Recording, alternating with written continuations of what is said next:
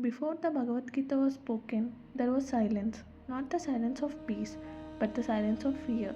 On a vast battlefield called Kurukshetra, two great armies stood face to face, and in middle of all this stood one man who could no longer lift his bow. His name was Arjuna.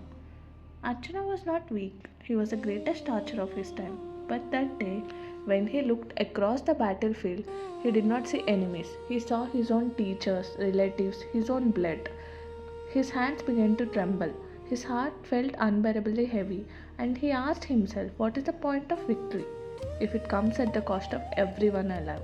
In that moment, Arjuna did something shocking. He put down his bow, he sat down, and he said, I'll not fight. This was the collapse of a human being under emotional weight, and maybe you have felt this too. A moment where life asks you to act, but your heart says, I can't.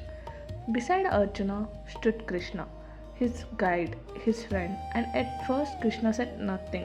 He watched Arjuna break down because sometimes wisdom waits until the ego fully falls apart.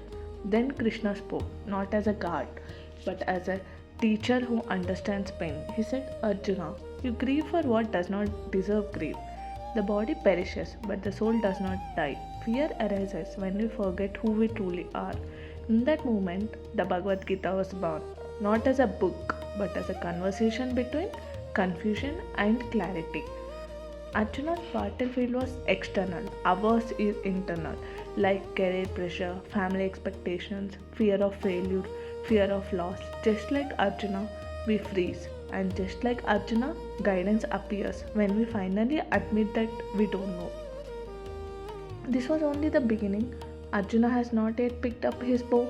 Krishna has not yet revealed the full truth. The greatest teachings of life are still to come.